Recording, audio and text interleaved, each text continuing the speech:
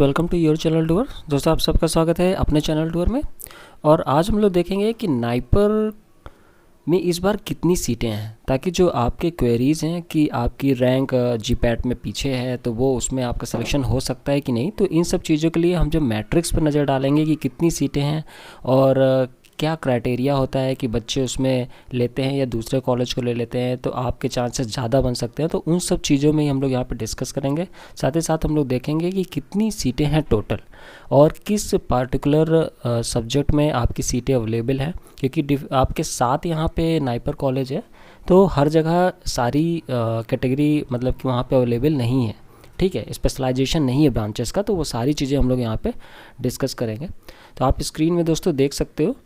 और मैं आपको पहले ही बता दूं दोस्तों कि ये सब चीज़ें आपको व्हाट्सएप पे आप मुझसे कांटेक्ट करोगे तो मैं आपको वहाँ पे भी पीडीएफ के रूप में प्रोवाइड कर दूंगा, क्योंकि आप कोई भी एग्जामिनेशन अगर देने चाह रहे हो तो उसके बारे में ये ज़रूरी है जानना कि वहाँ कितनी सीटें हैं, फिर उसका सिलेबस क्या है और फिर उसका कितना जो क्वेश्चन पेपर है उसमें किस पोर्शन से कितना आता है। तो ये सारी चीज़ें बहुत ज़रूरी है। तो चलिए दोस्तों देख लेते हैं।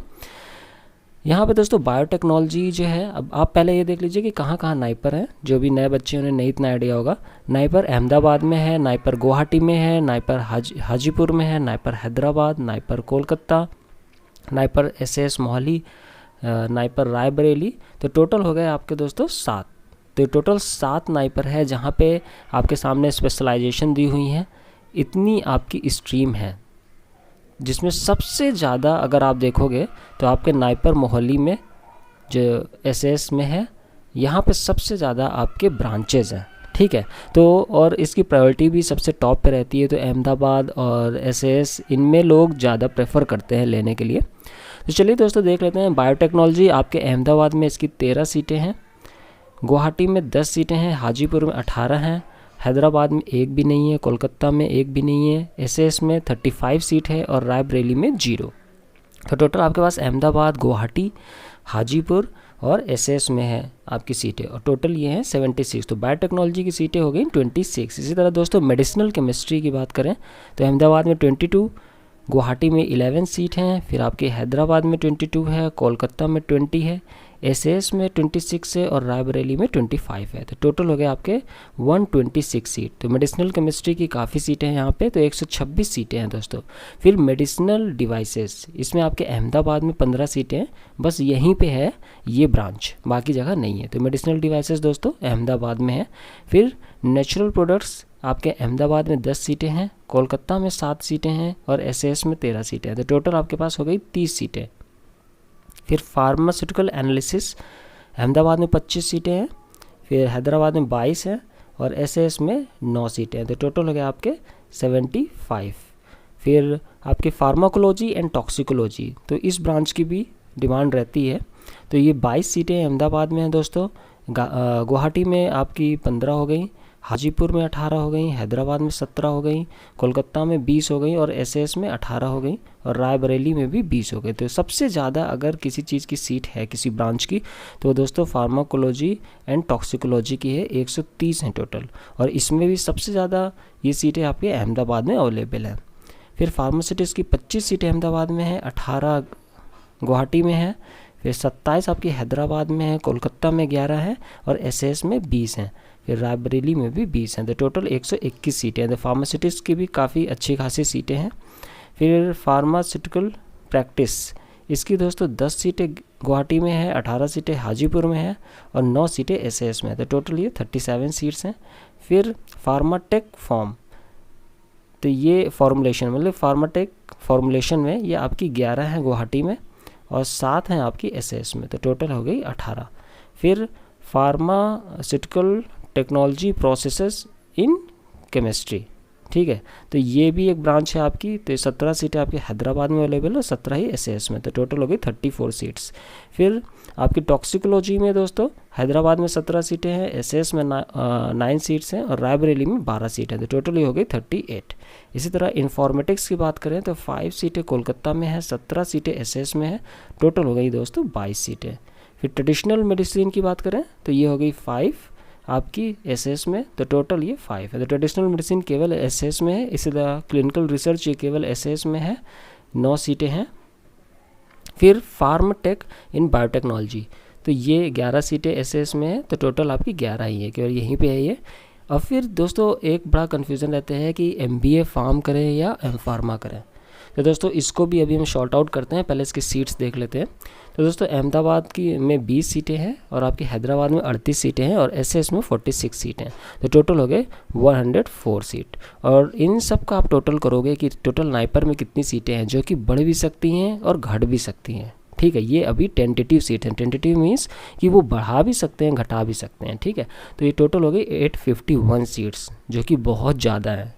जो बच्चे सोचते हैं कि जीपैट के बाद नाइपर हम नहीं निकाल सकते हैं, तो ऐसा उन्होंने सुन रखा है, तो ये बिल्कुल ही गलत है दोस्तों। आप देख सकते हो 851 सीट्स। ठीक है, और मैं ये भी बता दूं कि इसमें जो आपके टॉप के बच्चे हैं, तो अभी क्या कि वो ये फॉर्म भी भरेंगे, अगर वो इसमें भी क्वालिफाई हो जाते हैं तो दूसरी जगह भी भरते हैं, जैसे बीएचयू वगैरह जो अच्छा कॉलेज है, इस तरह के और भी काफ़ी कॉलेज हैं अपने कंट्री में। तो वो बच्चे क्या करते हैं कि उनको अगर मन चाही ब्रांच नहीं मिल रही है, ठीक है, जैसे मान लो अगर उनको फार्मास्यूटिक्स चाहिए या उनको फार्माकोलॉजी चाहिए और उनको नहीं मिल पा रहा है, या मन चाहा या जो कॉलेज मिल रहा है वो उनके स्टेट में नहीं मिल रहा, सबकी अलग अलग प्रेफरेंस होती है, तो वो क्या कि यहाँ पे सीटें ड्रॉप करने की सोचते हैं। ठीक है, तो वहाँ पे फिर क्या है कि आपके चांसेस बन सकते हैं। मैं उनके लिए चीज़ बता रहा हूँ कि जैसे जिनकी रैंक पीछे है, ठीक है, तो मेरा ये कहना है कि दोस्तों अगर आपकी जीपैट की रैंक पीछे है, ठीक है, और आप ये एग्ज़ामिनेशन देते हो, तो आपके चांसेस बन सकते हैं। और आपके लिए इसमें जितने भी यहाँ पे ब्रांचेस हैं सारे ही अच्छे हैं, क्योंकि आप कहीं पे प्राइवेट में जाते हो जहाँ पे आपको ज़्यादा फ़ीस भी देनी है और उसका इतना ज़्यादा अच्छा प्लेसमेंट वगैरह भी नहीं है। ठीक है, तो उससे लाख गुना बेटर है कि आप यहाँ पे जो सीट छोड़ी गई हैं उसमें से कोई भी ले लीजिए, क्योंकि इनकी फ़ीस भी कम है, नाइपर का नाम भी काफ़ी है, तो ऐसा होता है। तो आपको कहीं से भी नहीं छोड़ना है। 851 सीट्स तो कहीं नहीं जा रही है, बिल्कुल रखी है। दोस्तों मैं फिर बता दूं कि पिछले साल भी बहुत से बच्चे जिनकी जीपैट में पीछे रैंक थी, वो लोग अपना जो कॉन्फिडेंस था वो वहाँ पे नहीं लूज़ किए और वो सब नाइपर में सेलेक्ट हो गए। तो दोस्तों बहुत ही मुश्किल नहीं है। अगर ये 100 सीटें होती तो मैं मान सकता था कि ये मुश्किल है यहाँ पे, लेकिन ये बहुत ही आसान है। इसको आप वैसे जीपैट की तरह दीजिए। हम लोगों का जो स्टडी मटेरियल है वो चीज़ भी हम अवेलेबल करा दिए कि सिंपली दोस्तों आप उसको जल्दी से वहाँ पर सब कुछ एक आइडिया ले लो, पढ़ो और आप वहाँ पे एग्जामिनेशन देने चले जाओ। बस ये चीज़ समझ लीजिएगा कि जीपैट से थोड़ा सा अलग है नाइपर, उस ट्रेंड को ही आपको समझना है। ठीक है, आप ये मत सोचिएगा कि हम एक दिन इतना पढ़ लेते हैं दूसरे दिन छोड़ देते हैं उसको, तो ऐसा आप बिल्कुल भी मत सोचिएगा। और आप इस एग्जामिनेशन को वैसे क्वालिफाई कर सकते हो जैसे आपने जीपैट क्वालिफाई किया है। अब दोस्तों हम लोग देख लेते हैं कि ये जो एमबीए फार्म है, तो ये क्वेश्चन भी बहुत आता है। पिछले साल भी बच्चों का डाउट था, उसके पहले भी था कि हम लोग एम फार्म करें या फिर हम लोग एमबीए फार्म करें। तो दोस्तों मेरा यही कहना है कि पहली चीज़ कि आपको ब्रांच चूज़ करनी है या इन दोनों में चूज़ करना है कि हमें एम फार्मा करना है या एमबीए करना है। ये आप पे डिपेंड करता है कि आपको क्या अच्छा लगता है। ठीक है, लेकिन फिर भी मैं कुछ चीज़ें क्लियर कर देना चाहता हूँ, क्योंकि कई बार डिसीज़न लेने में बहुत ही कन्फ्यूज़न होती है। तो दोस्तों अगर आप एमबीए इन फार्म कर रहे हैं तो मेरा कहना है कि उससे अच्छा तो ये चीज़ होगा कि आप कहीं पे प्लेन जाके एमबीए कर रहे हो। ठीक है, क्योंकि आपको वहाँ पे मार्केटिंग में जाना है, तो आपको एक पर्टिकुलर फील्ड में रिस्ट्रिक्टेड नहीं होना चाहिए। क्योंकि जो भी एक्सपीरियंस्ड वन है उनका यही कहना है कि जब मार्केटिंग में ही जाना है तो फिर हमें अपनी जो दायरा है उसको हमें बढ़ाना चाहिए। वहाँ पे और कंपनियाँ भी हो सकता है कि जो हमारी फार्मास्यूटिकल कंपनी उससे अच्छा पैकेज वहाँ पे दे रही हो। तो हम लोगों को एमबीए केवल फार्म में नहीं करना चाहिए, बल्कि फिर हमें कैट मैट का एग्जामिनेशन भी देते रहना चाहिए, और उस पे से अगर हमें अच्छी रैंक मिल जाती है तो फिर हमें वहाँ पे कोई भी कंपनी वहाँ पे हमें पिक कर सकती है। हमें अपने आप को लिमिटेड नहीं करना चाहिए। तो मेरा यही मानना है दोस्तों कि एमबीए फार्म करने से अच्छा है कि आप कैट वगैरह का एग्ज़ाम दीजिए, जिसमें आपको बहुत अच्छी अच्छी कंपनियाँ मिलेगी और आपको डायरेक्ट प्लेसमेंट के लिए ले जाएगी। क्योंकि आप अगर फार्म कर रहे हो, एमबीए कर रहे हो इसमें, तो आपको चीज़ समझना पड़ेगा कि आप मार्केटिंग की तरफ अपना रुझान कर रहे हो। ठीक है, तो इसलिए आपको वैसा ही अपना जो मतलब कि अपना वैसा ही विज़न बनाना पड़ेगा कि आपको मार्केटिंग में जाना है। जब मार्केटिंग में जाना है तो दोस्तों केवल फार्मास्यूटिकल कंपनी तक आपको लिमिटेड नहीं रहना चाहिए, ऐसा मेरा मानना है। ठीक है, फिर भी आपका दिल क्या कहता है ये चीज़ आपको फॉलो करनी चाहिए।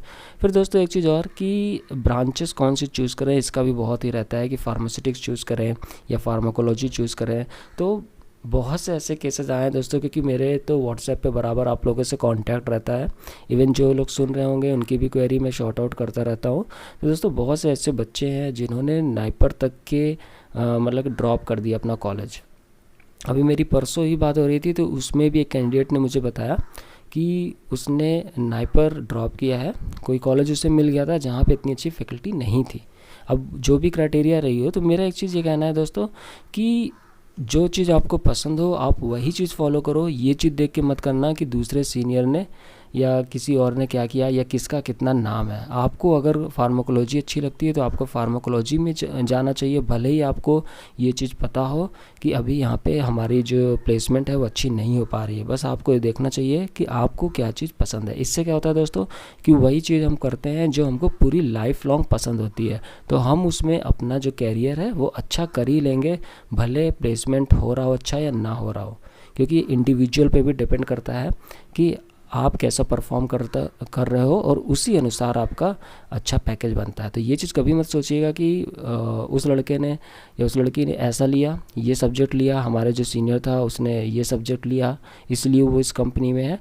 बल्कि आपको ये सोचना चाहिए कि किस में आपका इंटरेस्ट ज़्यादा है, ठीक है, तो उसकी तरफ आपको जाना चाहिए। तो मेरे ख्याल से दोस्तों मैंने यहाँ पे आपकी जो क्वेरीज़ है शॉर्ट आउट कर दी है, और ये सारी चीज़ें दोस्तों आपको भी आ जाएगी जब आपको एक्सपीरियंस बढ़ेगा। जब ये सारी चीज़ें आप देखोगे तो वही एक्सपीरियंस दोस्तों मेरा काम है कि इस चैनल के थ्रू आप तक शेयर करना। और दोस्तों ये आपके सामने मटेरियल है जिसको मैं बार बार जिक्र करता रहता हूँ, क्योंकि आपके एग्जामिनेशन आने ही वाले हैं।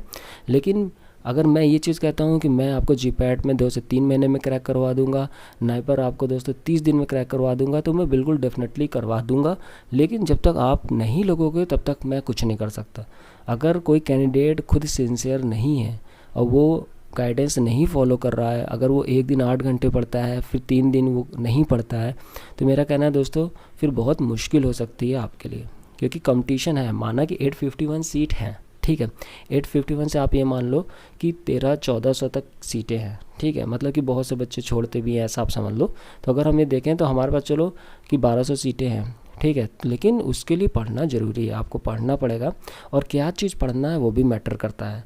जीपैट में जो चीज़ इंपॉर्टेंट थी वो चीज़ नाइपर में हो सकता है कि इंपॉर्टेंट ना हो। तो ये सारी चीज़ें दोस्तों, और मेरा ये कहना है दोस्तों कि आप एक बार स्टडी मटेरियल ले लोगे तो उसमें सारी चीज़ें आपको मिल जाती है। आप प्रिसाइज वे में चलते हो, स्मार्ट वे में आप अपना वहाँ पे काम करते हो, और जब आप एग्जामिनेशन में जाते हो तो वहाँ पे आपको पूरा आइडिया रहता है कि हाँ मैं सिलेबस को वहाँ पे पढ़ के आया हूँ। तो जो कॉन्फिडेंस होता है दोस्तों उसमें गलत होने वाले ऑप्शन भी आपको वहाँ पे सही हो जाते हैं, क्योंकि कॉन्फिडेंस से बहुत कुछ चीज़ें वहाँ पे अचीव की जा सकती हैं।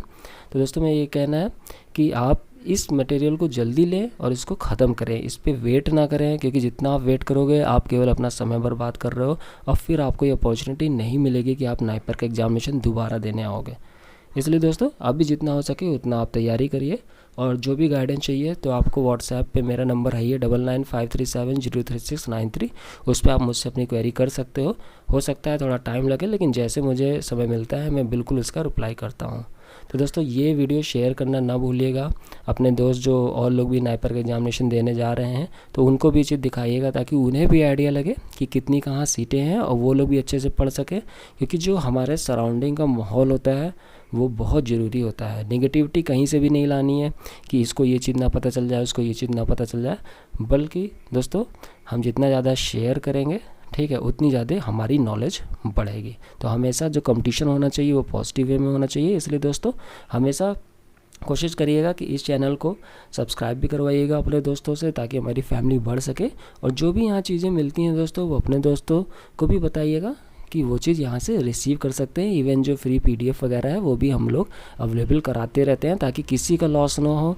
ऐसा ना हो कि कोई मतलब कि अभी फाइनेंशियल भी यहाँ पे परेशानी से गुजर रहा हो तो वो ये अपॉर्चुनिटी मिस कर जाए। तो दोस्तों नेक्स्ट वीडियो तक के लिए thank you, take care, bye bye.